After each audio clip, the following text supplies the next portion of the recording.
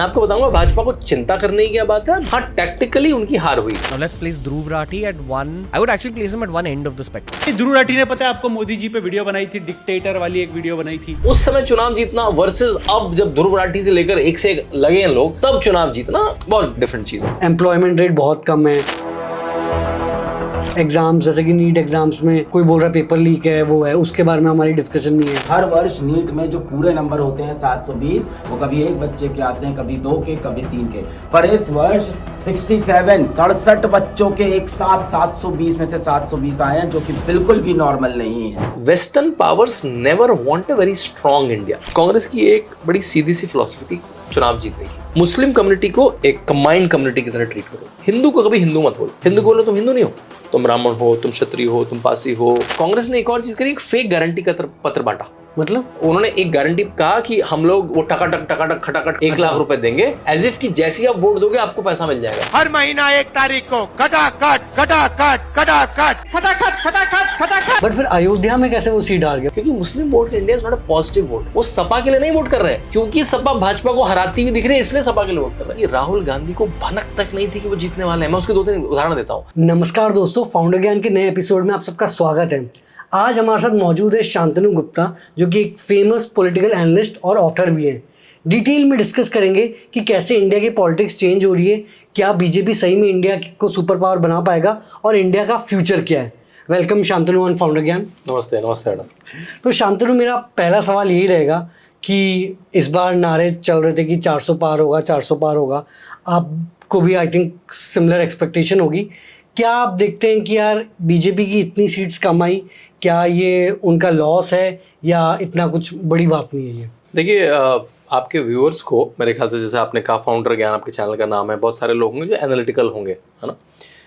India की voting system को समझना पड़ेगा। इंडिया में जो वोटिंग सिस्टम उसे कहते हैं first past the pole system. मतलब अगर एक सीट पे 4 कैंडिडेट लड़ रहे हैं, जो सबसे पहले पोल के पार चला जाएगा, फर्स्ट जो पोल को पास कर देगा, मतलब जो उनमें से सबसे ज्यादा सीटें आएंगी, उसका वोटिंग परसेंटेज चाहे 15 हो, 20 हो, 25, दैट डजंट मैटर। अमेरिका में क्या होता है, आपको 51% वोट लेना ही पड़ता है, 50 के ऊपर लेना पड़ता है, तब पूरा स्टेट आपका हो जाता है। तो अगर 30% वोट भी आ गया तो आप जीत जाएंगे। तो अब आपको देखना पड़ेगा जनता आपको कितना वोट कर रही है, अब वो फिर सीट पे कन्वर्ट होता है। जैसे मैं आपको उदाहरण देता हूँ, अभी एक कैलकुलेशन है कि भाजपा को पूरे देश में अगर 6 लाख वोट और ज्यादा मिला होता, बस भाजपा को कितना वोट मिला है, करीब 23.5 करोड़ वोट मिला है। उसमें अगर 6 लाख वोट और ज्यादा मिला होता तो उसकी बहुमत आ जाता अलग अलग सीटों पे, किसी पे 20,000, किसी पे 40,000, इतनी सीटें। मतलब अभी वो 240 सीटें, 32 सीट्स का, 32 सीटों पे वो इतने मार्जिन से हैं, और सब 32 जो सबसे लोएस्ट मार्जिन से हारी हुई सीटें हैं, उनका टोटल कर लें तो 6 लाख से। हम लोग नोएडा में बैठे, नोएडा की सीट महेश शर्मा ने 5 लाख से ज्यादा जीती। अब वो वोट तो वेस्ट हो गया ना। वेस्ट मतलब 10,000 से भी जीतते तब भी जीत होती, 5 वोट से भी जीतते तब भी जीत होती। अगर वो 5 lakh vote, if I have all the things in my command, अगर मैं उसको डिस्ट्रीब्यूट कर दूं तो भाजपा ये चुनाव बिल्कुल कंफर्टेबली जीत पाएगी और सीट्स मिल जाते हैं। तो ये प्रॉब्लम क्या, first past the pole system का प्रॉब्लम है, जिसमें आपको टैक्टिकली, आप कई बार ज्यादा लोगों का आपके साथ विश्वास है, ज्यादा लोगों का आपके साथ वोट है, तब भी आप टैक्टिकली चुनाव हार सकते हो। तो भाजपा के पास, मैं आपको बताऊंगा भाजपा को चिंता करने की क्या बात है, भाजपा को चिंता करने की बात क्या नहीं है फ्यूचर में। तो चिंता करने की बात ये नहीं है, क्योंकि उनका वोट परसेंटेज ऑलमोस्ट सेम है। प्रीवियस इलेक्शन में 37% था, इसमें 36.6 है, तो 0.4% वोट। लेकिन क्योंकि वोटर बढ़ चुके हैं, जनसंख्या बढ़ चुकी है, तो एब्सोल्यूट नंबर में ज्यादा है। पहले करीब 22 करोड़ लोगों ने वोट किया था, अभी 23.5 करोड़ लोगों ने, तो 1.5 करोड़ वोटर बढ़ गया।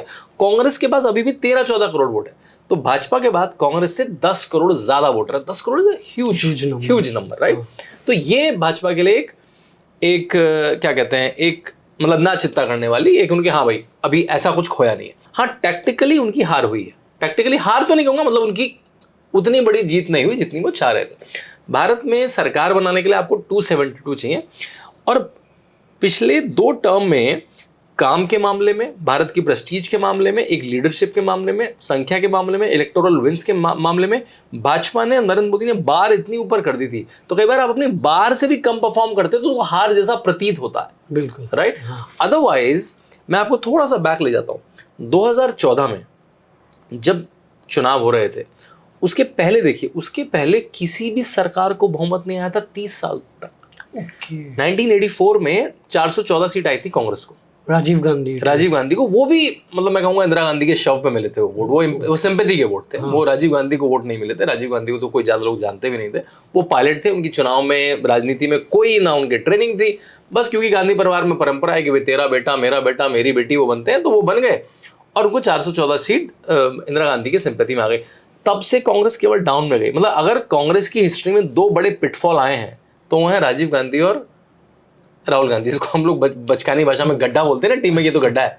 जो नॉर्मली इंसान सोचे जिनको बड़ा लगता है कि आप नंबर्स में देखिए ना, मैं तो नंबर्स वाला व्यक्ति हूँ। तो राजीव गांधी को जब वो पहली बार आए तो इंदिरा गांधी के शव पे या इंदिरा गांधी की सिंपैथी पे मिले 414 सीटें। फिर उन्होंने 5 साल सरकाई, 1989 में फिर चुनाव हुए, वो सीटें कितनी हो गई 197, आधी से भी कम 197 हो गई।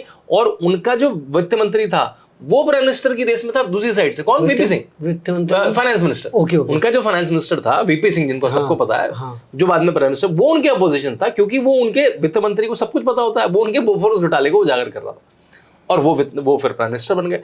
और उसके बाद से कांग्रेस को नहीं, कांग्रेस लेड किसी कोalition को भी कंप्लीट मेजोरिटी नहीं मिली। उसके बाद वीपी सिंह पीवी नरसिम्हा राव की सरकार बनी, तब कांग्रेस के पास 232 थे। जो प्रीपोल अलायंस था उसको भी 272 नहीं थे। उसके बाद फिर कांग्रेस की सरकारें लंबे समय नहीं बनी, फिर कोalition की सरकारें बनी जो जनता दल या जनता दल के किसी फैक्शन को ने लीड करा। कभी इंद्र कुमार गुजराल ने लीड करा, कभी एचडी कुमारस्वामी ने, एचडी देवगौड़ा ने लीड करा। फिर आते हैं हम 2004 में कहते हैं कि भाजपा हार गई, कांग्रेस जीत गई। उस समय कांग्रेस और भाजपा में केवल 7 सीट का फर्क था। Congress only had 7 seats more than BJP. हाँ, उनके कोalition की सीटें ज्यादा थी, तब भी उनके प्री पोल अलायंस को मेजोरिटी नहीं थी 272। उन्होंने बाद में कॉबल अप कर लिए, बाद में एडजस्ट कर लिए, है ना। उसके बाद हम आते हैं 2009 में कांग्रेस को 206 कुछ सीट आई, राइट। और उनका जो प्री पोल अलायंस था उसको भी 272 नहीं था, फिर उन्होंने कॉबल अप कर ली, राइट। फिर 2014 में नरेंद्र मोदी ने देश की राजनीति की व्याकरण, जिसको हम ग्रामर कहते हैं, वो चेंज कर दी। और 1984 के बाद, 1984 के बाद 2014 में पहली बार किसी सिंगल पार्टी को मेजोरिटी आई। मैं कोalition की बात नहीं कर रहा हूं, सिंगल पार्टी को मेजोरिटी आई 272 के ऊपर, उनकी करीब 280 के ऊपर सीट आई। 2019 में जब 5 साल हो गए हैं, जब आपकी 5 साल की एंटी इनकम्बेंसी है, जब आपने जीएसटी लागू कर दिया, क्योंकि नॉर्मली ऐसा कहा जाता है जिस भी देश में कॉमन टैक्सेशन सिस्टम आया, इतना बड़ा टैक्सेशन का बदलाव आया, वो सरकारें हार गई चुनाव। अच्छा, क्योंकि कोई भी देश में बहुत बड़ी रिफॉर्म जब अपने लाभ लाता है, अपने बेनिफिट लाता है, तो समय लगता है। एकदम से तो थोड़ी हेराफेरी होती है, थोड़ा कंफ्यूजन होता है, थोड़ा केओस होता है। स्पेशली जिनको टैक्सेस से फायदा मिलता था ऊपर नीचे करने को, वो मुश्किल हो गया, क्योंकि अब वो सॉफ्टवेयर आ गया, अब आप हेराफेरी नहीं कर सकते। कुछ समय जब तक आप सेटल होते हैं, तो उसके बाद भी 219 में और बड़ी मेजोरिटी से 303 से जीत जाती है। तो 1984 के बाद 2 कॉन्स्टिट्यूटिव सरकारें बहुमत से जीतते हैं। फिर आता है 2024 में Narendra Modi was running again multiple odds, right. पहला मल्टीपल ऑड की 10 साल की एंटी इनकम्बेंसी, कि भाई कोई भी कितनी भी अच्छी चीज हो, एक ब्रांड होती है, वो थोड़ी पुरानी होती है, उससे कुछ तो गलती होती है, या उसको अच्छी बात भी उसकी लगती है कि भाई अब तो ये यूज्ड टू हो जाते हैं, कुछ न्यूनेस चाहिए होती। दूसरा, जिसने भी, मैंने जैसे बताया, जीएसटी के बाद चुनाव लड़ा, वर्ल्ड ओवर, राइट, वो चुनाव हारा। जिसने भी कोरोना के बाद चुनाव लड़ा, अमूमन वो चुनाव हारा। जिसने भी यूक्रेन रशिया युद्ध की जो मंदी आई, जो इकोनॉमिक रिसेशन है, उसके बाद चुनाव लड़ा, वो चुनाव हारा। भारत में भी लगातार तीसरी बार प्रधानमंत्री बनने वाला कल एक व्यक्ति है, जवाहरलाल नेहरू। नरेंद्र मोदी से पहले इंदिरा गांधी बनी है 3 बार से, लेकिन अलग अलग पैचेज में बनी है, जीती हारी, फिर जीती फिर हारी, वो बनी है। और जवाहरलाल नेहरू जब बने, तब की पॉलिटिक्स और अभी की पॉलिटिक्स में जमीन आसमान का फर्क है। क्या जमीन आसमान का फर्क है? कि उस समय तो कोई अपोजिशन ही नहीं था। उस समय तो एक तरह से जो इंडिपेंडेंस मूवमेंट की लेगेसी थी, उसको एक तरह से हथिया लिया नेहरू जी ने, और वो चुनाव जीतते गए। उस समय कोई मीडिया नहीं था, कोई यूट्यूब नहीं था, दूरदर्शन नहीं था, कोई यूट्यूब नहीं था। अब दूरदर्शन था आपके पास, अब जो नैरेटिव सेट करना है कर दो। आपको आज की बात आपको गांव तक पहुंचानी है तो कई दिन लग जाएंगे, तब तक तो चुनाव खत्म हो जाएगा। तो उस जब इंफॉर्मेशन की इतनी एसिमेट्री थी, मतलब केवल एक आदमी के पास या एक सरकार के पास ही इंफॉर्मेशन को फैलाने की ताकत थी, ऑल इंडिया रेडियो उसके पास था, दूरदर्शन उनके पास था। तो उस समय चुनाव जीतना वर्सेस अब जब ध्रुव राठी से लेकर एक से एक लगे हैं लोग, तब चुनाव जीतना बहुत फर्क, बहुत डिफरेंट चीज है। तो नरेंद्र मोदी बहुत सारे ऑड्स के अगेंस्ट में लड़ रहे थे, because western powers never want a very strong India, they will want India as a market. अच्छा, इंडिया का मार्केट तो चाहिए, लेकिन जो उनकी बड़ी लॉबीज हैं, उनको कोई भी अगर टिंकरिंग करेगा, और नरेंद्र मोदी ने उनकी जितनी बड़ी लॉबीज है विदेशों की जो 4-5 बड़ी लॉबीज है सबको आघात किया। क्या करा? सबसे बड़ी लॉबी क्या है? Pharma lobby. नरेंद्र मोदी ने कहा कि मैं अपना वैक्सीनेशन बनाऊंगा कोरोना का, फाइजर का नहीं खरीदूंगा। आपने कितने करोड़ों का नुकसान करा दिया फाइजर को, राइट? पर नरेंद्र ने कहा मैं तुम्हारे फायदे के लिए नहीं सरकार चला रहा हूँ, जो पुरानी सरकारें करती थी। दूसरा क्या करा?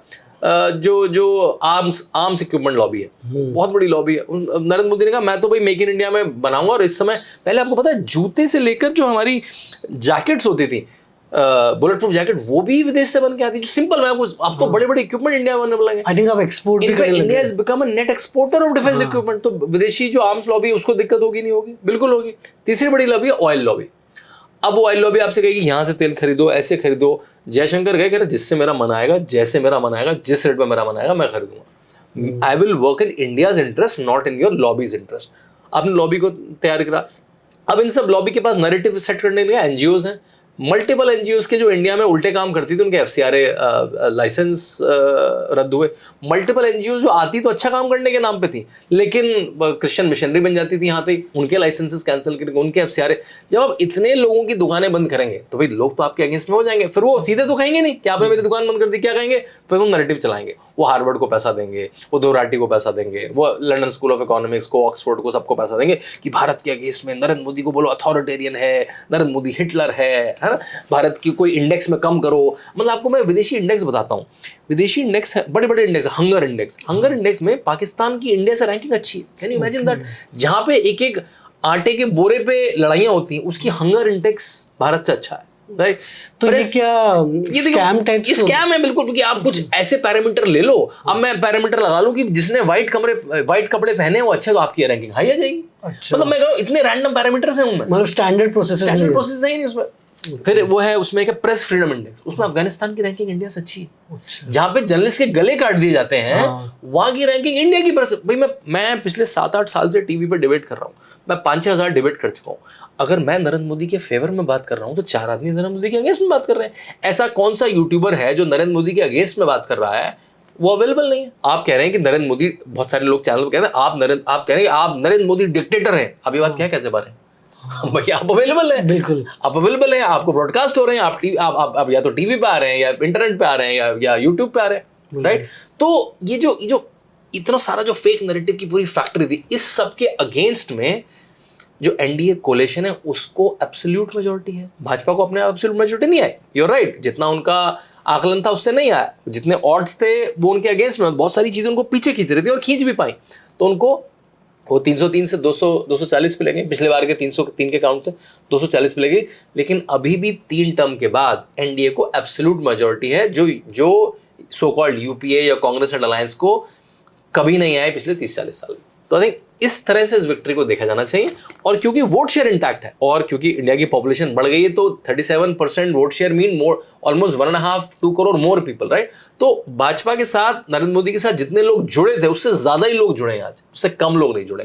तो मेरे ख्याल से इसलिए ज्यादा वरी की बात नहीं है। टैक्टिकल उनकी लॉस हुई है कुछ सीट्स पे, उसके लिए उनको अपने नट एंड बोल्ट्स को टाइट करने चाहिए, and they will be again back with vigour.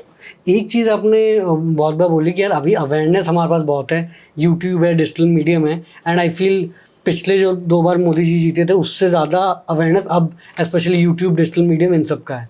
Generally बोला जाता है कि ये जो गवर्नमेंट है ये मीडिया को बहुत कंट्रोल करती है, गोदी मीडिया है। आपने बीच बीच में बहुत बार ध्रुव राठी का एग्जाम्पल लिया, एंड ऐसे और भी यूट्यूबर्स हैं जो लेफ्ट आइडियोलॉजी को बिलीव करते हैं। तो क्या आपको लगता है कि ये जो यूट्यूबर्स हैं इनके पास इतना पावर है, या जो भी इनके व्यूज़ आ रहे हैं ये एक्चुअल में वोट्स चेंज कर सकते हैं? जैसे उनके व्यूज़ तो बहुत आ जाते हैं, but actual on ground YouTubers इतना इम्पैक्ट ला पा रहे हैं? एंड अगर ला पा रहे हैं तो फिर गवर्नमेंट की आगे की स्ट्रैटेजी क्या होनी चाहिए अगर इतना इम्पैक्ट? मैं सिर्फ गवर्नमेंट की स्ट्रैटेजी नहीं कहूँगा, मैं सिर्फ पार्टी की स्ट्रैटेजी कहूँगा। देखिए, गवर्नमेंट तो भारत के विकास के लिए, भारत को तीसरी सबसे बड़ी इकोनॉमी बनाने के लिए, भारत में जॉब्स देने के लिए, भारत में प्राइस कंट्रोल रखने के लिए, भारत में पूरी जो समृद्धि भारत की उसके लिए काम करती है। लेकिन जो चुनाव है पॉलिटिकल पार्टी लड़ती है। ये बात ठीक है कि BJP, Narendra Modi were the early adopters of social media, right? और उन्होंने बड़े अच्छे लोगों को, बड़े टेक्निकल लोगों को, बड़े पढ़े लिखे लोगों को सोशल मीडिया का इंचार्ज भी बनाया अपनी पार्टी में। लेकिन एक पॉइंट पे, and Congress was very reluctant. और आपको याद हो, राहुल गांधी जब पहली बार ट्विटर पे आए तो उनके हैंडल का नाम था ऑफिस ऑफ आरजी। मतलब वो सीधे खुद नहीं आना चाह रहे थे, रिस्क नहीं लेना चाहते, रिस्क, क्योंकि अगर मैं सीधे आगे गलती हो गई तो कह दूंगा अरे यार वो तो ऑफिस ऑफ आरजी ने करा, मैंने नहीं करा ना। तो जब वो बहुत दिनों बाद फिर वो राहुल गांधी के नाम से है, जब वो मतलब फ्रंट फुट पे खेलना उन्होंने शुरू करा धीरे धीरे। और फिर धीरे धीरे धीरे धीरे कांग्रेस ने एज तो नहीं ली, बट कांग्रेस ने भी खूब सारा सीखने लगे, कंटेंट बनाना शुरू कर दिया, उनकी भी पूरी आर्मी क्रिएट हो गई, वॉर रूम क्रिएट कर दिए। मुझे लगता है वहां पे भाजपा पिछड़ तो नहीं गई मैं कहूँगा, लेकिन थोड़ा स्लैक रह गई। क्योंकि कई बार क्या होता है, you get influenced by your own wait. मतलब नरेंद्र मोदी इतनी बड़ी ब्रांड, उसके बाद नरेंद्र मोदी के नीचे भी बैटरी ऑफ लीडर्स है। ऐसा नहीं कि भाई नरेंद्र मोदी के बाद ऐसा नहीं है, उसके बाद आपके पास अमित शाह है, आपके पास योगी आदित्यनाथ है, स्मृति ईरानी है, हेमंत बिस्वा शर्मा है, तेजस्वी सूर्य है, अन्ना बलाई, आपके बैटरी ऑफ लीडर्स हैं, आपके पास नितिन गडकरी, ये तो बैटरी ऑफ लीडर्स हैं, राजनाथ जी हैं, आपके चीफ मिनिस्टर्स हैं, 22 प्रदेशों में आपकी एनडीए की सरकार है अभी इस समय, राइट। सो उसके साथ इन्फ्लुएंस में वो थोड़ा सा स्लैक तो नहीं कहूंगा, लेकिन उतना कटिंग एज नहीं था जितना उनका होना चाहिए था। क्या ओवर कॉन्फिडेंट बोलेंगे? ओवर कॉन्फिडेंट कह सकते हैं। उनको लगता है कि हमने बहुत अच्छा काम किया है, चाहे वो गवर्नेंस का काम हो, चाहे वो कल्चरल रेनेसां का काम है। हमारे पास नरेंद्र मोदी जैसी ब्रांड है, हमारे पास स्टेट्स में योगी आदित्यनाथ, हेमंत बिस्वा, देवेंद्र फडणवीस जैसी ब्रांड्स है, तो हमने अच्छा काम किया है, हम जीतेंगे जीतेंगे। दे वर नॉट एबल टू जज the miss campaign that Congress run. देखिए, कांग्रेस की एक बड़ी सीधी सी फिलॉसफी थी चुनाव जीतने की, फॉर ऑल दिस वाइल, है ना। जो 70 साल से उन्होंने इसमें ऑलमोस्ट 70-80% उन्होंने रूल करा। उनकी एक सिंपल सी फिलॉसफी थी, काम ज्यादा मत करो। मुस्लिम कम्युनिटी को एक क्या कहना चाहिए, एक कंबाइंड कम्युनिटी की तरह ट्रीट करो। उसमें शिया, सुन्नी, पठान, अशरफ, पसमंदा, वो सब बातें मत करो, क्योंकि नहीं तो उसमें फिशर हो जाएंगे, तो फिर वो अलग अलग ना वोट करने लगे। उसको एक एन ब्लॉक, एक कोहेसिव यूनिट की तरह ट्रीट करो। उसकी फिशर्स की बात कभी एकेडमिया में, कभी मूवीज में, किसी नैरेटिव में मत आने दो। हिंदू को कभी हिंदू मत बोलो। हिंदू को बोलो तुम हिंदू नहीं हो, तुम ब्राह्मण हो, तुम क्षत्रिय हो, तुम पासी हो, तुम ये जात हो, तुम वो जात हो। तभी आपको पता, बड़े फेमस जो बड़े पूरा कांग्रेस जर्नलिस्ट थे, बड़े फेमस है, उनका पहला सेंटेंस क्या होता, का जात बा, अच्छा, क्या बरादरी, है ना। मतलब वो बरादरी है, तो मैं बरादरी की बात पूछूं जिससे उसको कॉन्शियसनेस क्रिएट हो कि वो हिंदू की तरह फील ना करे, वो शाक्य की तरह फील करे, वो निषाद की तरह फील करे, वो पासी की तरह फील करे। तो ये कांग्रेस की फिलॉसफी थी कि मुस्लिम को डरा के रखो कि भाई हिंदू तुम्हें ये कर देंगे, वो कर देंगे। वो अलग बात है कि भारत में जितना मुसलमान फ्लरिश हो रहा है, उतना तो मुस्लिम देशों में फ्लरिश नहीं हो रहा। अच्छा भाई आप देखिए, आप मुझे एक फील्ड बताइए जिसमें अगर एबिलिटी है तो मुस्लिम व्यक्ति टॉप पे नहीं पहुंचा है। क्या बॉलीवुड में टॉप पे आपको मुस्लिम लोग नहीं है? क्या भारत की क्रिकेट टीम में हिस्टोरिकली अजहरुद्दीन से लेकर मोहम्मद शमी तक टॉप पे नहीं हो रहे? क्या जर्नलिज्म में रूबिका लियाकत से लेकर एक से एक जर्नलिस्ट मुस्लिम नहीं हुए? ब्यूरोक्रेसी में मुस्लिम नहीं हुए? क्या जजेस में मुस्लिम नहीं हुए? क्या एंटरप्रेन्योर हसन प्रेम जी को बनने से रोक दिया किसी ने विप्रो बनाने में, अगर वो मुस्लिम थे? हिमालय के मालिक को किसी ने हिमालय बेचने से रोक दिया अगर वो मुस्लिम थे? नहीं, इंडिया में अगर आपके पास टैलेंट है आप फ्लोरिश करेंगे। आप can this be set for Pakistan? No. Can this be set for Bangladesh? No. आपकी एबिलिटी में आपका रिलीजन बहुत इंपॉर्टेंट है, क्योंकि वो इस्लामिक रिपब्लिक ऑफ बांग्लादेश है, क्योंकि वो इस्लामिक रिपब्लिक ऑफ पाकिस्तान है। उन्होंने कहा कि मुस्लिम को अनब्लॉक लो, उनको थोड़ा डरा के रखो, हिंदुओं को बांटो जातियों में, किसी एक कास्ट को मिलाओ और चुनाव जीतो, राइट। नरेंद्र मोदी ने आके ये इक्वेशन बिगाड़ दी। नरेंद्र मोदी ने कहा मैं लाभार्थी बना दूंगा, मैं लोग मुझे इसलिए वोट करेंगे क्योंकि मेरी एफिशिएंट गवर्नमेंट है, क्योंकि जो गवर्नमेंट की स्कीम है वो आखिरी जनता तक पहुंच रही है। अगर मैं घर दे रहा हूं तो घर लोगों को मिल रहा है, अगर मैं टॉयलेट दे रहा हूं तो टॉयलेट लोगों को मिल रही है, अगर मैं किसानों को 6,000 रुपए साल का दे रहा हूं तो वो 6,000 रुपए मिल रहा है, बीच में कोई बिचौले नहीं है, कुछ नहीं। तो कास्ट वास्ट का कोई सिस्टम? तो कास्ट का फैक्टर है, लेकिन उसका मैंने फैक्टर नगण्य कर दिया, मैंने उसको फैक्टर आउट कर दिया। और अगर है भी तो मैं उनको हिंदू आइडेंटिटी पे ले जाऊंगा। अच्छा, जैसे इन्होंने मुस्लिम आइडेंटिटी पे लिया।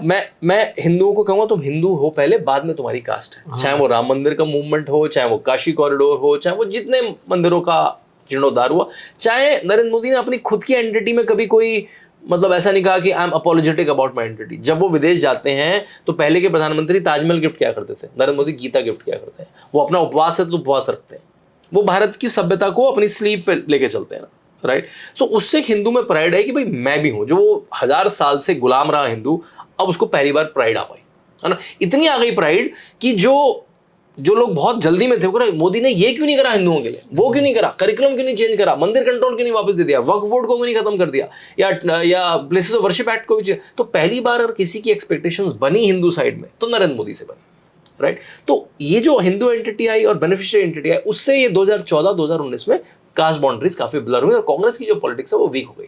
जो मुस्लिम वोट बैंक का वीटो था कि हमारे बिना तो कोई सरकार ही नहीं बना सकता, क्योंकि उनमें वो एक साथ राइट, तो वो वीटो एक तरह से नरेंद्र मोदी ने खत्म कर दिया। 2014 में क्या हुआ, क्योंकि जब राहुल गांधी और कांग्रेस को लगा कि भाई अब क्या करें, अब तो राम मंदिर के बाद हाँ 2024 में, सॉरी 2024 में राहुल गांधी और कांग्रेस को और पूरे विपक्ष को लगा अब तो हिंदू कंसोलिडेशन और जोर का हो जाएगा, अब तो राम मंदिर आने वाला है, जो 500 साल की वेट है वो पूरी होने वाली है। तो उन्होंने 1 साल पहले से कास्ट सेंसस की बात शुरू कर दी। कास्ट सेंसस मतलब कास्ट का सेंसस हो, तुम कितनी जात, तुम्हारी जात के कितने लोग हैं, इस जात के कितने लोग हैं, जिससे लोगों में कास्ट की कॉन्शियसनेस फिर से आए, जिससे लोग कास्ट के नाम पर फिर से लड़े, तुम कम मैं ज्यादा, जितनी संख्या भारी उतनी उसकी भागीदारी, ये सब दिया जो पुराने नारे थे। अब उन्होंने बिहार में करवाया, उसका कुछ निकला नहीं, जैसे कहते हैं ना खोदा पहाड़ निकली चुहिया। और उसके बाद नीतीश कुमार जो कास्ट सेंसस के एक तरह से लीडर थे, वही इंडिया अलायंस से छोड़ के बीजेपी में आ गए। अब राहुल गांधी बोला अब क्या करें, मेरा तो जो बांटने का जो प्लान था वो तो खराब हो गया। अब उन्होंने कहा कि जो 400 पार का नारा दिया बीजेपी ने, उसको बड़े स्मार्टली यूज करा। स्मार्टली मतलब कनिंगली, राइट, कि भाजपा 400 पार आ जाएगी तो संविधान चेंज कर देगी। क्या संविधान चेंज कर देगी भाई? Constitution Arnab gives us a article 368 to do amendments। तो कॉन्स्टिट्यूशन में अमेंडमेंट्स कर सकते हैं, ऐसा नहीं कॉन्स्टिट्यूशन जैसा बन गया वो कोई बाइबल कुरान नहीं है कि जैसा लिख गया एक किताब आ गई है उसमें कुछ टच नहीं हो सकता, ऐसा नहीं है। आप उसमें चेंजेस कर सकते हैं। अभी तक कॉन्स्टिट्यूशन में 106 अमेंडमेंट्स हो चुके हैं, जिसमें पिछले 10 साल में भी 8 अमेंडमेंट्स हुए। तो उन्होंने जो टर्न करा कॉन्स्टिट्यूशन बदल जाएगा और रिजर्वेशन हटा लेंगे। That's a very टची topic, right, reservation हटा लेंगे। रिजर्वेशन हर 10 साल में रिन्यू होता है। तो ये जो उन्होंने मोड़ा ये लोगों में चिपक गया, राइट। इसके लिए और विशेष हो गए राहुल गांधी ने क्या करा, अमित शाह का एक फेक वीडियो बनाया, deep fake video, artificial intelligence use करके डीप फेक वीडियो बनाया और अपने सिटिंग चीफ मिनिस्टर से ट्वीट करवाया उसको, रेवंत रेड्डी जो तेलंगाना के चीफ मिनिस्टर है, जिससे क्रेडिबिलिटी बढ़ जाए ना। अच्छा, ट्विटर पे वायरल करवाया इसको। उसमें वो कह रहे हैं कि जो आप इलीगल इंडिया में आप रिलीजन के नाम पर रिजर्वेशन नहीं दे सकते, दैट्स अ लॉ, राइट। तो कांग्रेस ने आंध्र प्रदेश में, कर्नाटका में, तेलंगाना में जब भी उनकी सरकार रही, रिलीजन के बेस पे मुस्लिम कम्युनिटी को रिजर्वेशन देने की कोशिश करी, जिससे वो उसका वोट ले सके, जो उनकी पुराना प्लान था। और वो हर बार कोर्ट में गया, वो कोर्ट ने कैंसिल कर दिया। तो अमित शाह ने ध्यान दिलवाया उसकी तरफ कि हम लोग जो रिलीजन बेस्ड रिजर्वेशन है उसको नहीं होने देंगे। वहां पे उन्होंने डाल दिया SC ST रिजर्वेशन नहीं होने देंगे। Can you imagine? अच्छा, ये डाल दिया, एडिट करके डाल दिया कि SC ST रिजर्वेशन नहीं होने देंगे, हम उसको हटवा देंगे। और इस वीडियो को वायरल करवा दिया, राइट। अच्छा। और इसे गांव में पहुंचा दिया, मोबाइल में पहुंचा दिया। इन्हें छोटे छोटे, बड़ी सभाओं में तो नहीं दिखा सकते इसको, नहीं तो लगेगा इतना झूठ कैसे परोस रहे हैं, राइट। छोटी सभाओं में अपने कैडर के थ्रू, जो भी उनकी टीम्स थी उसके थ्रू मोबाइल में ये डर फैला दिया कि बीजेपी अगर आएगी तो रिजर्वेशन को हटा देगी, 400 पार आएगी तो रिजर्वेशन को हटा देगी। बट ये बीजेपी IT सेल इतना स्ट्रांग है तब नहीं पता चला। That's the flag from the BJP side कि वो इतने, आई थिंक, या तो ओवर कॉन्फिडेंट थे या उनकी लैक ऑफ साइट थी कि वो इसको कुछ जगह पे नहीं देख पाई। ऐसा नहीं कि नहीं हुआ, देखिए मध्य प्रदेश में पूरी फुल बटा फुल सीट आई, गुजरात में 1 सीट कम आई, दिल्ली में पूरी सीटें आई, हिमाचल में पूरी सीटें आई, उत्तराखंड में पूरी सीटें आई, उड़ीसा में जो आपका स्टेट नहीं था उसमें से 21 में से 20 सीट आई और असेंबली इलेक्शन अब जीत गए। आप आंध्र प्रदेश में अपनी NDA के साथ गवर्नमेंट बना रहे हैं, आप अरुणाचल में गवर्नमेंट बना रहे हैं, सिक्किम में आपका पार्टनर गवर्नमेंट बना रहा है। तो वो बीजेपी का as a said vote share same ही है, लेकिन हाँ कुछ राज्यों में से दिक्कत आई। जो 4-5 राज्य अगर वो हटा दे तो ये इलेक्शन की स्टोरी अलग है। अगर मैं उत्तर प्रदेश, वेस्ट बंगाल, राजस्थान, हरियाणा और महाराष्ट्र इसकी स्टोरी अगर अलग कर दूं, राइट, तो BJP big win time in all the state, वो भी 3rd टर्म में, सारे ऑड्स के अगेंस्ट में। कुछ स्टेटों में वो चिपका। खासकर जो सबसे बड़ी स्टोरी है वो उत्तर प्रदेश की स्टोरी है। उत्तर प्रदेश में आई थिंक वो कॉम्प्लेसेंट और ज्यादा क्यों हो गए, क्योंकि वहां आपके पास डबल ब्रांड थी। आपने यार यहाँ पे तो मोदी जी हैं, यहाँ पे तो योगी जी हैं, यहाँ पे राम मंदिर है, यहाँ पे काशी कॉरिडोर है, यहाँ पे इतना विकास का काम हुआ है, यहाँ अमेजिंग एक्सप्रेसवे बने हैं, गरीब कल्याण की योजनाएं बनी, यहाँ पे लोग कैसे वोट नहीं करेंगे। बट पीपल फॉरगॉट कि भाई अगर छोटी सी भी कम्युनिटी 3-4% वोट भी खिसक जाता है कास्ट के नाम पे, तो क्योंकि ये जो आप बोल रहे हैं वीडियो के कारण काफी हुआ है, वीडियो के कारण। और कांग्रेस ने एक और चीज करी, एक फेक गारंटी का पत्र बांटा। मतलब उन्होंने एक गारंटी कहा कि हम लोग वो टकाटक खटाखट 1 लाख रुपए देंगे, 1 लाख रुपए देंगे। और उसका पूरा फॉर्म बना के काउंटर फाइल में डेटा कलेक्ट किया, एज इफ कि जैसे ही आप वोट दोगे आपको पैसा मिल जाएगा। और अभी कांग्रेस के मल्टीपल कई 100 दफ्तरों के आगे औरतें वो कार्ड लेके खड़ी हैं, लाओ मेरा पैसा। अच्छा, जैसे BPL का कार्ड बनता है वैसा बिल्कुल एक ऐसा उनको बिलीव करवाया। देखिए अगर मैं ऐसे कह दूं आपको कि मेरी सरकार आएगी तो आपको 8,000 रुपए मिलेंगे, वर्सेस मैं आपसे कहूं ये देखो ये फॉर्म भरो, अर्नब, तुम्हारा नाम, तुम्हारा मोबाइल, ये लो, अब आपको बिलीवेबिलिटी बढ़ जाएगी ना, हाँ यार तो मिलेगा। तो विच वाज अ फेक, मतलब बिल्कुल झूठा नैरेटिव, वो वीडियो भी झूठा और कागज भी झूठा। एंड ये हम मतलब ये लेकिन बीजेपी गलती इसको पकड़ क्यों नहीं पाई? वही मेरा क्वेश्चन। एक तो कांग्रेस की उन्होंने फेक कैंपेन चलाया, लेकिन वो तो करेंगे, विशेष लोग हैं, वो तो करेंगे, लेकिन आप पकड़ क्यों नहीं पाए? आई थिंक ये कई जगह पकड़ भी पाए, कई जगह काउंटर भी कर दिया, या फिर लेट हो गया पकड़ने, लेट हो गया पकड़ने जब, क्योंकि देखिए चुनाव के 1-1.5 महीने में हो जाता है, आपको पता लगता है 15 दिन आए, आपने काउंटर का, तब तो कुछ लोगों की वोटिंग हो चुकी है ना, कुछ लोग वोटिंग हो चुकी है, या कुछ लोगों ने बिलीव बना लिया।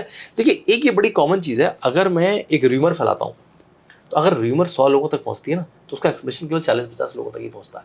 अब हर व्यक्ति तक वो एक्सप्लेनेशन नहीं पहुंच पाता। जैसे मैं आपको परसों की खबर बताता हूँ, अभी परसों एक खबर आई कि मुंबई की एक सीट पे कोई, जब अभी खबर आई कब, और 4 जून की काउंटिंग के बारे में, एक आदमी घूम रहा था जिसके पास एक मोबाइल था जिसके ओटीपी से वो ईवीएम अनलॉक हो सकती थी, और उसने वोट फज कर दिए। अच्छा। 5 कॉलम की स्टोरी मिड डे मुंबई ने करी।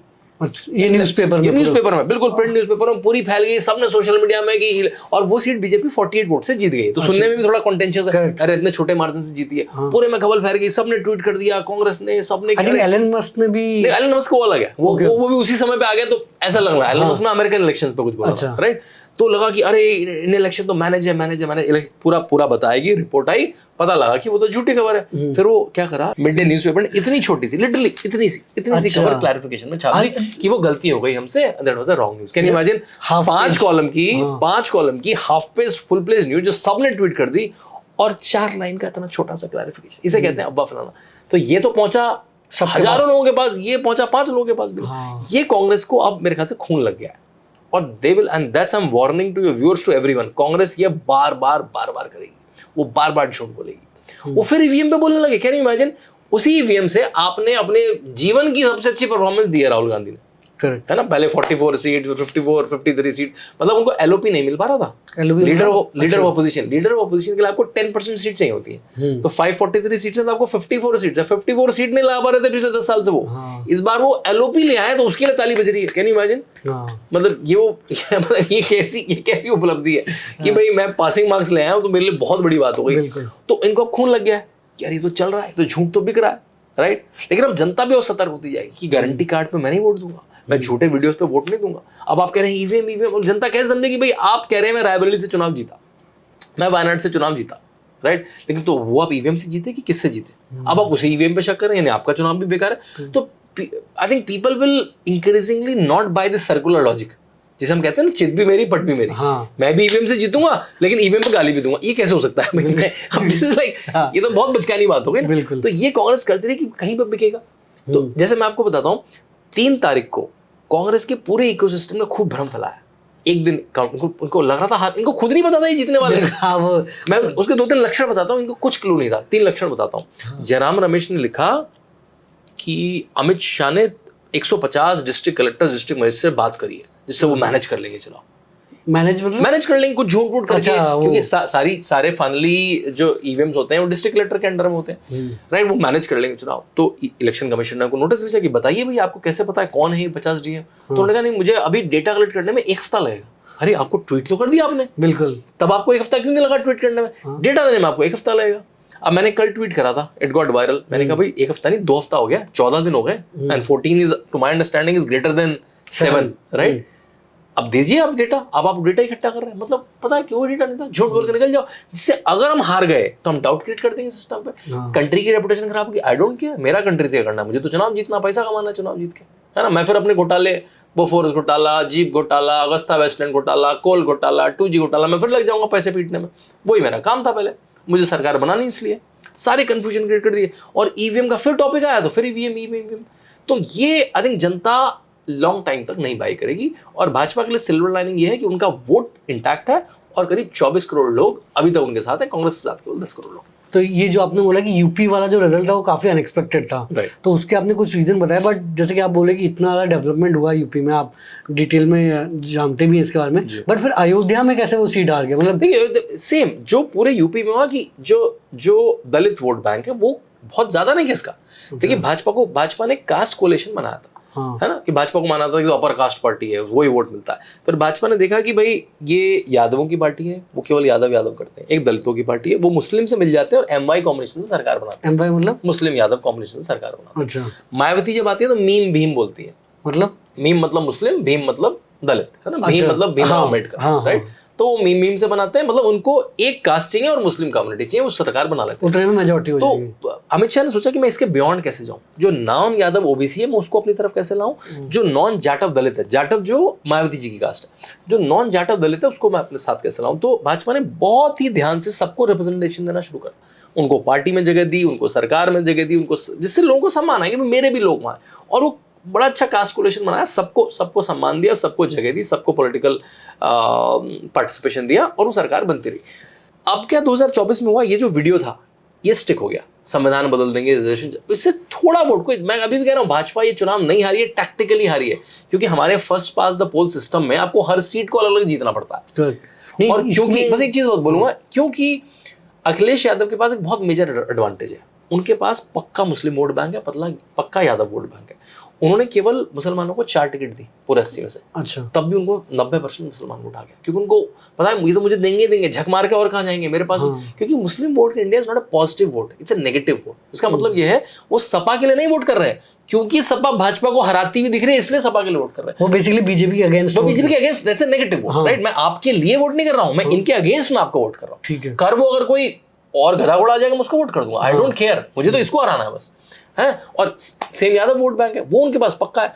भाजपा के पास क्या है, उसको हर वोट बैंक को दोबारा से मनाना है, उसको सबको केटर करना है, उसको कास्ट को भी केटर करना है, रिलीजन को भी केटर करना है, डेवलपमेंट को भी केटर करना है, बिजली को भी केटर करना है, पानी जल सबको केटर करना है। सो उनके लिए इट्स अ टाइटर गेम ऑलवेज। जैसे हम लोग कहते हैं ना कि अगर आपको किसी अच्छी टीम से क्रिकेट खेलना है, जैसे ऑस्ट्रेलिया की टीम से खेलना है, आपको बैटिंग भी अच्छी करनी है, आपको बॉलिंग भी अच्छी करनी है, आपको फील्डिंग भी अच्छी करनी है, और आपको ये भी भगवान से प्रे करना है कि अंपायरिंग अच्छी हो, मतलब आपका लक भी अच्छा होना चाहिए, राइट। तो यहाँ पे अखिलेश यादव अच्छी टीम नहीं है, उनके पास लक अच्छा है, उनके पास एक एडवांटेज है, उनके पास एक वोट बैंक की एडवांटेज है, क्योंकि वो मुस्लिम यादव वोट बैंक, वो मतलब एक 100 मीटर की रेस में अर्नब अखिलेश यादव 20 या 25 में शुरू करते हैं, और बीजेपी हर बार 0 से शुरू करती है, इसलिए वो स्लैक हो ही नहीं सकते। वही अयोध्या में 50,000 वोट से हारे हैं, कोई ऐसे लाखों वोट से नहीं हार गए, 50,000 वोट से हारे हैं। वहां पे नारा था, ना अयोध्या ना काशी, जीतेगा अवधेश पासी। पासी क्या है? पासी से शेड्यूल्ड कास्ट, जो कैंडिडेट का नाम था समाजवादी पार्टी के, वो 4-5 बार 6 बार के एमएलए थे। तो जो पासी वोट बैंक है वहां पे 3-3.5 लाख है, उसमें से सारा नहीं, उसमें से कुछ कैटेगरी वहां शिफ्ट हो गई, आप 50,000 वोट से हार गए। जो भाजपा कैंडिडेट था वो थोड़ा पुराना था, उसकी एंटी इनकम्बेंसी थी, उसको शायद चेंज कर देते तो ये ठीक हो जाता। तो ये से कहते हैं टैक्टिकल, मतलब ऐसा नहीं कि भाजपा को वोटिंग, भाजपा को वहां पे बहुत सारा लाखों 4.5-5 लाख वोट मिला है, उसको 5.5 लाख मिला है।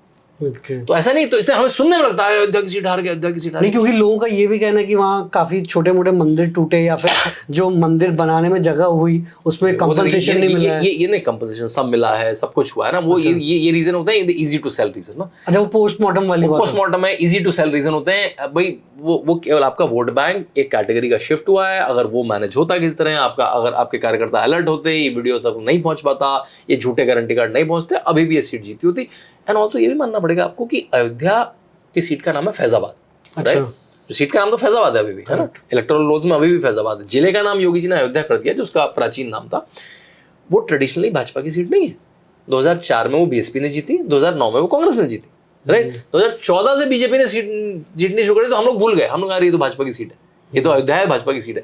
वो cast combination wise, community combination wise Bhajpa की टिपिकल सीट नहीं है, वो नॉन भाजपा की सीट, लेकिन भाजपा ने उसको अपना कर लिया और अभी भी बड़े आराम से अपना कर सकती है वो। 2022 में भी वेद प्रकाश गुप्ता एमएलए की सीट जीते वहां पे, राइट? और अभी भी जो अलग अलग हर लोकसभा में 4 या 5 या 6 असेंबली सेगमेंट होते हैं, तो जो अयोध्या शहर का असेंबली सेगमेंट है उससे भाजपा जीती है। यू कैन फाइंड आउट ना, पता लग जाता है कि आप किस असेंबली सेगमेंट से जीते हैं, क्योंकि जो काउंटिंग होती है वो असेंबली सेगमेंट वाइज होती है। तो असेंबली सेगमेंट अयोध्या में जिसमें मंदिर आता है उससे भाजपा जीती है।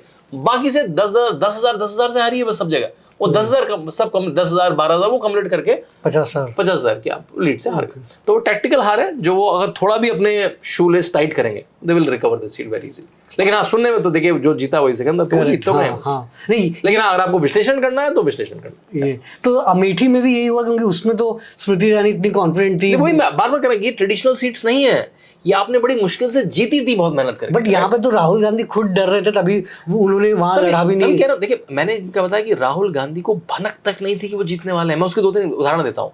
Rahul Gandhi never wanted to fight from Raebareli also. Amethi तो वो डर के, सोचो वो उनका नेचुरल कोर्स क्या होता है कि मैं अमेठी आऊं, अपनी सीट जीतूं, अपना आधिपत्य फिर से लगाऊं, अपनी सुप्रीमेसी फिर से लगाऊं। वो डरे रहे यार, मैं संतति से 2 बार हार गया तो मेरी तो ब्रांड का कचरा हो जाएगा।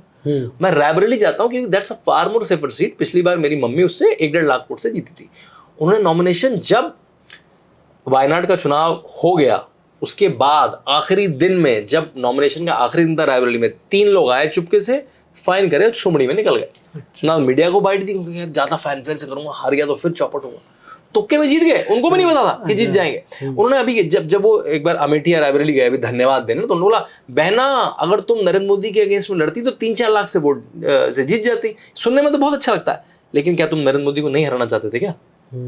हराना चाहते थे बिल्कुल। यानी तुम्हें पता ही नहीं था। हाँ। अगर तुम्हें हल्की सी भी भनक होती कि भाई ये तो कॉन्टेस्ट हो रहा है, हमारा झूठ बिक रहा है, तो आप बहना को लड़ाते ना भाई। हाँ, आप बहना को आप फाइट देते, आप कम से कम फाइट ही देते। अगर वो बहना 1,50,000 1 लाख से भी हारती तो नरेंद्र मोदी के अगेंस्ट मारी, आप नेता बड़ी बन जाती, राइट। केजरीवाल का कद कैसे बढ़ा?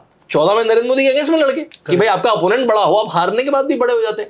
इनको कोई क्लू नहीं था कि हम लोग जीतने वाले हैं। तभी अब ये लोग आए तो इनके लिए भी अचरज की वजह है, ये कैसे हो गया, राइट। तभी ये 3 तारीख को कह रहे थे ईवीएम खराब है, नहीं तो 3 तारीख को क्यों कहते ईवीएम खराब है? ईवीएम खराब है, घपला है, मोदी ने अमित शाह ने डीएम को फोन कर दिए, जिससे वो इसलिए कह रहे थे कि अगर कल हम हार गए, जिसकी पूरी प्रोबेबिलिटी थी, तो हम कह देंगे तो ईवीएम रिग्ड है, डीएम को मैनेज कर लिया, अमित शाह के दबदबे से चुनाव का रिजल्ट चेंज हो गया।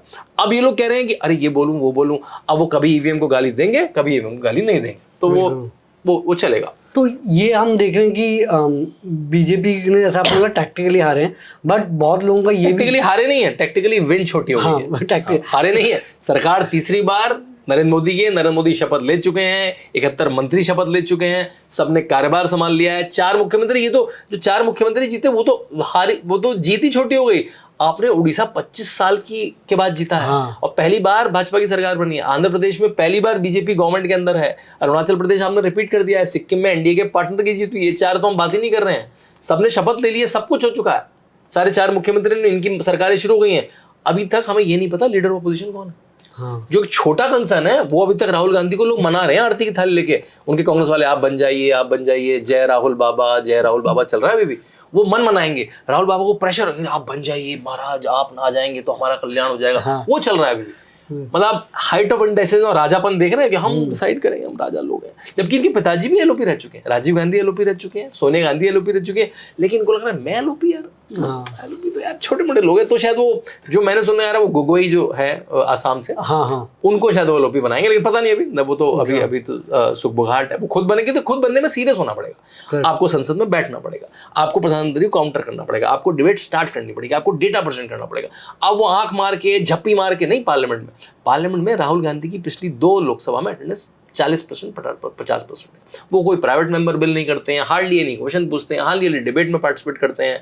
मतलब उनके घर से अगर साइकिल से जाओ तो 5 मिनट में पहुंच जाएंगे, वो पार्लियामेंट ही नहीं जाते। तो ऐसा नॉन सीरियस आदमी एलओपी नहीं बन पाएगा। एलओपी बन जाएंगे तो उनको नरेंद्र मोदी के साथ एक कमरे में बैठना पड़ेगा। कब, कहाँ पे? जब सीबीआई हेड का सिलेक्शन हो रहा है, सीवीसी का हो रहा है, लोकपाल का हो रहा है, एनएचआरसी का हो रहा है, इलेक्शन कमीशन का, जब इलेक्शन कमीशन के हेड का जब सिलेक्शन हो रहा है तो आपको 4 लोगों के साथ कमरे में बैठना पड़ेगा। और आपको बात करनी पड़ेगी, आप एक्सपोज हो जाएंगे।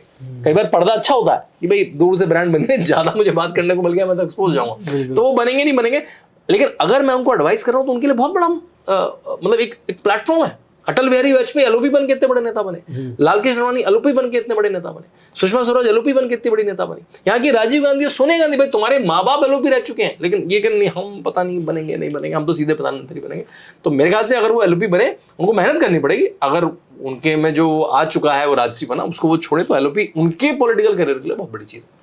ये मुझे पूछना था कि अभी हम बोल रहे हैं कि बीजेपी ने अच्छा किया, बट बहुत लोगों का कहना है कि वो जो डेवलपमेंट हम देखते हैं कि अभी 3rd बिगेस्ट इकोनॉमी बनेगी, वो जो टॉप 5-10% वही कर रहे हैं। जो एम्प्लॉयमेंट रेट बहुत कम है, एग्ज़ाम्स जैसे कि नीट एग्ज़ाम्स में कोई बोल रहा है पेपर लीक है, वो है, उसके बारे में हमारी डिस्कशन नहीं है। बहुत जनता बाहर जा रही है, टैक्सेस कंटिन्यूसली बढ़ रहे हैं। तो इसके बारे में आप कहना है कि जो यूथ है उनको उतने एम्प्लॉयमेंट अपॉर्चुनिटीज़ नहीं मिल रहे, एग्जाम में स्कैम पे स्कैम हो जा रहे हैं। मेरे ख्याल से ये अगेन नैरेटिव है। इतना नैरेटिव है कि आप जैसा विद्वान व्यक्ति भी उस नैरेटिव के जहाज में, मैं तो जो जनरल आप जो है वो तो कह रहा हूँ कि आप भी उस नैरेटिव को इतना सुन रहे हैं ना। करेक्ट। देखिए, भारत जब बड़ी इकोनॉमी बनता है, भारत जब एयरपोर्ट्स बनाता है, भारत जब सड़कें बनाता है, भारत जब डिलीवरी करता है, तो वो एक आदमी नहीं कर सकता। सड़क में आपको इंजीनियर भी चाहिए, कोल भी चाहिए, मजदूर भी चाहिए, हर कैटेगरी का आदमी चाहिए। भारत 10 किलोमीटर प्रतिदिन की सड़क बनाता था, आज 30 से 35 किलोमीटर बना रहा है, तो उसे क्या नरेंद्र मोदी अपने आप बना देंगे पूरी सड़क को? उसमें ज़्यादा एम्प्लॉयमेंट कैसे नहीं होगा, राइट? एम्प्लॉयमेंट का डेटा जिस तरह से कलेक्ट करा जाता है वो आर्केइक है। नरेंद्र मोदी सरकार को भी देखना चाहिए वो कैसे हो रहा है। उसके बहुत सारी रिपोर्ट्स आ चुकी हैं। SBI और IIM ने, इंडियन इंस्टीट्यूट ऑफ मैनेजमेंट ने मिलकर एक रिपोर्ट निकाली है जो मेरे ख्याल से सबसे सटीक डेटा है। वो कैसे डेटा है? वो कहता है जो प्रोविडेंट फंड होता है, जैसे ही आप 19 से 20 होते हैं किसी भी फर्म में, आपको सारे एम्प्लॉइज को प्रोविडेंट फंड में रजिस्टर कराना, मतलब 20 एम्प्लॉय एक कंपनी में आते हैं तो आपको प्रोविडेंट फंड में रजिस्टर कराना होता है, राइट? हर साल करोड़ों लोग रजिस्टर हुए हैं, राइट? और वो नंबर कई करोड़ में है, 10 करोड़ मैंने अपनी किताब में एग्जैक्ट नंबर भी लिखा है। तो वो क्या होता है, जो गिग वर्कर्स हैं वो भी एम्प्लॉय में नहीं आ पाते। इस समय लाखों लोग ओला चला रहे हैं, लाखों लोग उबर चला रहे हैं, लाखों लोग जोमेटो के राइडर हैं, पोर्टर के राइडर हैं, वो इस इकॉनमी में नहीं आ पाते। वो सब 15,000 20,000 रुपए कमा रहे हैं। जो सेल्फ एम्प्लॉयमेंट है वो नहीं आ पाता। इंडिया तो देखो सेल्फ एम्प्लॉयमेंट वाली कंट्री है। इंडिया में 2-3% गवर्नमेंट के जॉब है और 8-10% प्राइवेट सेक्टर के फॉर्मल जॉब है, बाकी तो सब entrepreneur. India is entrepreneur country, right? आपने मजाक बना दिया पकौड़े वाला नौकरी नहीं है। आप अभी नोएडा के स्टेशन पे जाइए, है ना, वहाँ पे कम से कम लेट्स से 16 स्टेशन पे चले जाइए। 16 नंबर बड़ा फेमस स्टेशन है नोएडा का, जो मेट्रो स्टेशन है, उसके पीछे करीब फूड के 40-50 कार्ट है। हर आदमी का गल्ला है 2-2, 3-3 हज़ार का दिन का 2-2, 3-3 हज़ार कमा रहा है वो महीने में। एक एंट्री लेवल सॉफ्टवेयर इंजीनियर से ज्यादा पैसे कमा रहा है वो। लेकिन आपने मजाक बना दी पकौड़े तल के पैसा नहीं कमाऊंगा। भाई क्यों नहीं कमाऊंगा, है ना? वो एंटरप्रेन्योरशिप है। हर आदमी क्यों मजदूरी ढोएगा किसी और मालिक की, राइट? तो इंडिया एंटरप्रेन्योर वाली कंट्री है। इंडिया का एंटरप्रेन्योरशिप इकोसिस्टम वर्ल्ड का तीसरे सबसे बड़ा इकोसिस्टम है। इंडिया में 150 यूनिकॉर्न्स है जिनके वैल्यूएशन $1 बिलियन से भी ज्यादा है। इंडिया में ओयो बनती है, इंडिया में ओला बनती है, इंडिया में इनमोबी बनती है, इंडिया में फिजिक्स वाला बनती है। सारी यूनिकॉर्न्स है जो वर्ल्ड ओवर प्रेज करी जाती है, राइट? तो आई थिंक उस ब्रांड को कम करना ये तो विपक्ष की ताकत है ना? विपक्ष की ताकत है, विपक्ष की एक तरह से छद्म चाल है ना। उनको फर्क नहीं पड़ता इंडिया की ब्रांड खराब हो, कुछ भी खराब हो। नीट के एग्जाम की बात आई, इंडिया ने पिछले 10 साल में एग्जामिनेशन स्पेस में जो क्रांति लाई है वो अमेजिंग है। मुझे याद है जब मैंने इंजीनियरिंग का एग्जाम दिया था, आपको 36 तरह के एग्जाम देने पड़ते थे। हाँ, बहुत हर स्टेट का एग्जाम था, IIT का अलग था, नीट का अलग था, REC का अलग था। अब कॉमन एग्जामिनेशन हो गया तो नंबर बढ़ गया एक एजेंसी के पास। करेक्ट। अब IIT का एग्जाम ही कम से कम 12 लाख लोग देते हैं। पहले नीट का एग्जाम हर स्टेट के अपने मेडिकल के एग्जाम हुआ करते थे, एम्स का अपना एग्जाम होता। 25 लाख लोग नीट का एग्जाम देते हैं, उसकी NTA एजेंसी है। उसके 6 सेंटर में गड़बड़ी हुई क्योंकि वो प्राइवेट कर दिए थे। उसके लिए हल्ला मच गया। हल्ला मचा, ठीक है, हल्ला मचना जरूरी है और उस पर कार्रवाई भी होनी चाहिए, लेकिन नीट का एग्जाम फेक हो गया, वो स्कैम है, वो नैरेटिव से हम लोगों को बचना चाहिए, है ना? पहले देखिए हुआ क्या है, CUET जो हो रहा है अब तो और आ गया है। बल्कि अब तो जो मैंने सुना है प्रोग्रेसिवली आफ्टर 4-5 साल में सारे कॉमन हो जाएंगे एग्जाम, मतलब should be 1 or 2 exams only. पहले कितने सारे एग्जाम होते थे, मुझे याद है कि जो गरीब आदमी तो एग्जाम ही नहीं भर पाता था। 2-2 हज़ार सबकी फीस दो, और सबके सेंटर में नहीं होते थे छोटे शहरों में, दूर दूर। जो आदमी उधर छोटे शहर में रहता है वो दिल्ली कैसे आएगा, बार बार एक बार आ जाएगा, 8 एग्जाम देने कैसे आएगा? डेट क्लैश करती थी, सबके फॉर्म क्लैश करते थे, डेट्स फाइनल एडमिशन की क्लैश करती थी। अब कितना स्मूथ हो गया, राइट? तो हमको देखिए, अगर आप सरकारों को, मैं आपके व्यूअर्स को कह रहा हूं, अगर सरकारों को आप अच्छे काम पे क्रेडिट नहीं देंगे तो अच्छी सरकारें भी उल्टे पुल्टे काम करके वोट लेंगी। तो जब भी अच्छी सरकारें अच्छा काम कर रहे हो, जो छोटी गलती भी जाए, मैं नहीं कर रहा माफ कर दो, लेकिन उसको डिस्प्रोपोर्शनली ब्लो मत करो कि नीट एक स्कैम है। भाई पहले नीट का एग्जाम 10 साल पहले जो डॉक्टर, उनसे पूछो कैसे दिए उन्होंने एग्जाम। 10 एग्जाम देने पड़ते थे तो 2 जगह एडमिशन होते थे। पिताजी और बेचारे गरीब बसों में घूम घूम के 6 शहरों में जाके एडमिशन कराते थे। एक की फीस जमा हो जाती थी, अरे यार वहां तो 50,000 रुपए दे दिए, अब एडमिशन दूसरी जगह मिल रहा है, क्या करूं, उसके वापस लूं। ये सब कितना अब कितना स्ट्रीमलाइंड है सारा सिस्टम। उसमें हाँ एड सेंटर में दिक्कत हुई है, सरकार उसमें काम करेगी, राइट? तो इस तरह से लेंगे इन अफवाहों के बाजार से। हर ध्रुवराठी के वीडियो के 4 वीडियो काउंटर में हमारे नए यंग जनरेशन को बनाने चाहिए। पूरा झूठ का पुलिंदा है ध्रुवराठी। अच्छा, आप देख लीजिए उसका फैक्ट, जो वो क्या करता है, उसके ना फैक्ट सारे सही होते हैं। वो करता क्या है, वो 10 डिसकनेक्टेड फैक्ट से मिलकर एक थ्योरी बनाता है, जो थ्योरी गलत होती है। वो फैक्ट सारे ठीक होते हैं। वो कहेगा जैसे अभी एक एक्सीडेंट हो गया बाहर, हमें भारत में एक्सीडेंट हो रहे हैं रोज, आप समझ रहे तरीका, तो एक्सीडेंट तो हुआ सच में, वो फोटो भी उसका ठीक है, ठीक बता रहा, भारत की सड़कों पे केवल एक्सीडेंट हो रहे हैं, जब से हाईवे बने बस एक्सीडेंट हो रहे हैं। That's the way he takes 5 facts which are really a fact, उनको वो एक माला बनाता है और फैक्ट एक नैरेटिव बनाने की कोशिश करता है। बट फिर लोग इतना अट्रैक्ट क्यों बनाता है अच्छे से, वो अच्छा वीडियो बनाता है, बोलता है, बिलीवेबल सा लगता है, चेहरा अच्छा है उसका। उस बात को देखिए, झूठ को बार बार बोला जाए तो वो झूठ माना जाता है।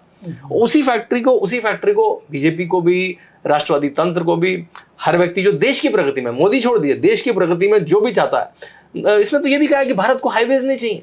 मतलब ऐसे नैरेटिव्स हैं, रवीश कुमार, ध्रुव राठी के, किसने कहा मैं भूल गया हूं, एक बार अगर हाईवे बनेगा तो अमीर की गाड़ी आएगी उसमें, उससे गरीब कुचला जाएगा। आप समझ रहे हैं किस तरह से आप मतलब एक खाई क्रिएट कर रहे हैं। हाँ इसलिए एक्सप्रेस वे बनते हैं कि गरीबों को चलने के लिए, लेकिन आप नैरेटिव बना देंगे तो किसका कभी एक्सीडेंट होगा तो उसके दिमाग में आएगा, तब वो क्लिप चलेगी। तब वो क्लिप चलेगी। तो दोस्तों ये था पॉडकास्ट शांतनु सर के साथ। आई होप आपको काफ़ी इंसाइट्स मिले होंगे हमारे पॉलिटिकल क्लाइमेट, इंडिया में क्या चल रहा है क्या नहीं चल रहा है, किस चीज़ों पे ध्यान देना चाहिए, काफ़ी इंसाइट्स मिले होंगे। आपका फेवरेट पार्ट कौन सा कमेंट्स में ज़रूर बताना। बाकी हम जल्दी शांतनु सर के साथ एक और पार्ट करेंगे। एंड नेक्स्ट कौन से एंटरप्रेन्योर को आप चाहते हैं फाउंडर ज्ञान पे, वो भी कमेंट्स में बताना। थैंक यू शांतनु सर कि आपने इतना टाइम दिया। एंड होपफुली आप ऐसे ही इंडिया को और अवेयर करते रहें एंड जल्दी इंडिया डेवलप्ड कंट्री भी बनेगा। थैंक यू, नमस्ते।